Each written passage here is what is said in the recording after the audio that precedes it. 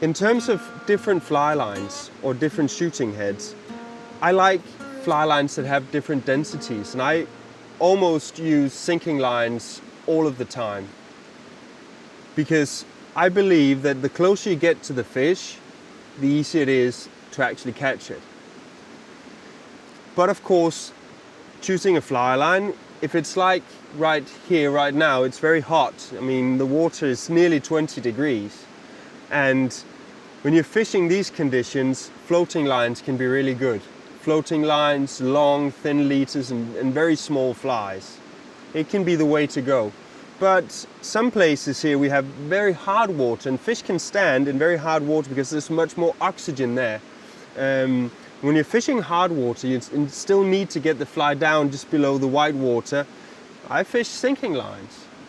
And if there are really deep pools where the fish are standing and they won't go to the surface, you need sinking lines. So I keep different lines with me all the time. Some of my favorite lines are these newer version of sink tip lines. They could be, for instance, this one is a float sink 3. I also have a float sink 5, and they come in different categories. What I like about these is that you have a floating back part of the line and you have a sinking tip. The floating line is very easy to maneuver to catch the different currents, so you can fish the line very effectively and control it in the drift. So I like these type of lines. The only times where I'm using really sinking lines is if I want to go down really deep. Then I choose sink 5 or sink 3-4, sink 5-7, those type of lines. I find those really, really good because I can get down deep. But when I'm fishing sinking shooting heads, I keep them really short because they're much easier to control, they're much easier to cast. Sometimes it can be really effective to fish a sinking fly line.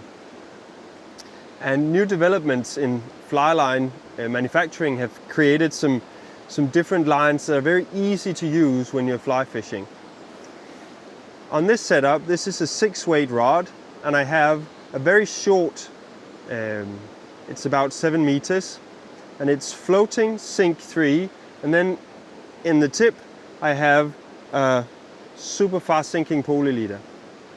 This creates a line that hangs perfectly down into the stream, and in places like this where you're fishing small pockets, you can get really close to the fish that are stuck to the bottom, and it can be really effective. So the advantage of using these sinking lines is that you get closer to the fish, of course. The disadvantage is that they can be difficult to handle.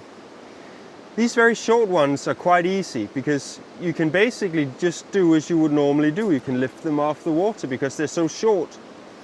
And the back part of the shooting head is still floating, so I just do what I do normally when I'm underhand casting. I raise the line, twist, anchor, and cast. It's really, really easy and very simple. If you're using really heavy sinking lines, they're not that easy to lift off because they're submerged in water and you have to bring them to the surface.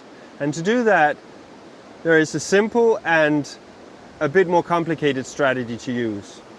The simple one is that you can do a roll cast down in your own side. By doing so, you lift the line up into the water surface, and from there you can cast and angle the line. It has a disadvantage, and that is that when you roll down your own side, you splash a lot, and sometimes you spook fish. There is a more clever way to it. What you do is you bring the line in so that the shooting head is just like 10 centimeters out from the top eye of the rod. Put your rod down horizontal, and then you bring the rod tip back by pushing out the butt part of the rod, and then you bring the rod into your own side like this. By doing so, you put the line up in the air. You do like a sidewards cast. And when the line is up in the air, you just pick it up, anchor the line, and cast again, and then you're back to fishing. It's really a simple and effective way to bring up a sinking line when it's submerged.